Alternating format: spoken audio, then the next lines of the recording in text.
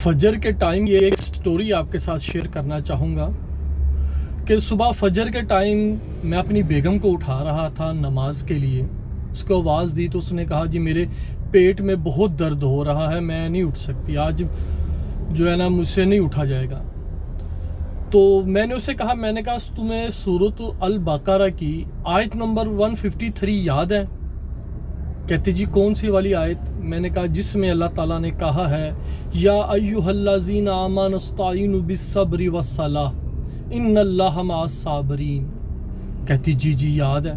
मैंने उसमें अल्लाह ताला ने हम मुसलमानों को क्या कहा है?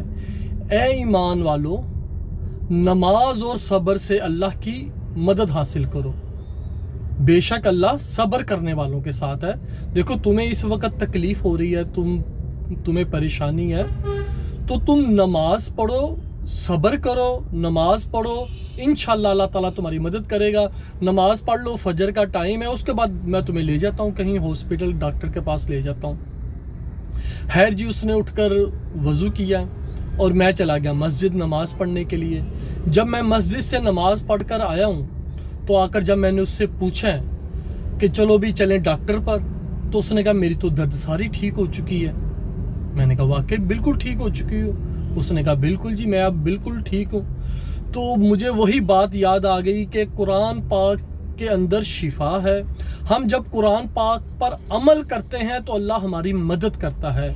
कि अल्लाह ताला ने कहा है कि जब भी किसी मोमिन के ऊपर, किसी मुसलमान के ऊपर जब भी कोई तकलीफ हो, परेशानी हो, तो उस तकलीफ पर उसने सब्र करना है और नमाज के जरिए अल्लाह से मदद मांगनी है।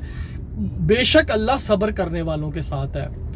मुझे उस वक्त मेरे जहन में ये ख्याल आया कि इस वक्त कोई शिया आलम या कोई बरेलवी मौलवी मेरे पास हो तो मैं उसे बताऊं कि इस आयत का बेसिकली मतलब है क्या।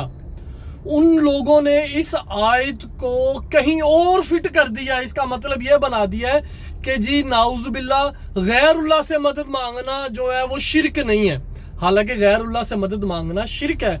तो वो इस आयत को एक और रंग में रंग कर लोगों को बताते हैं कि ये देखें जी अल्लाह हमें खुद कह रहा है कि सब्र से भी मदद मांगनी है, नमाज से भी मदद मांगनी है, और सब्र और नमाज से जैसे मदद मांगना शिरक नहीं है, अल्लाह हमें खुद कह रहा है। इस तरह आप हज़रत अली से भी मदद मांग सकते हैं, आप गौसे आज़म से भी मदद मांग सकते हैं, आप हज़रत अली हजवेरी से भी मदद मांग सकते हैं, आप किसी वलीउल्लाह से भी मदद मांग सकते हैं। तो मेरे जहन में आया कि इस वक्त वो लोग यहाँ मौजूद होते तो उन्हें मैं दिखाता कि इस आयत का असल मकसद ये है, इसका असल मतलब जो है वो ये है।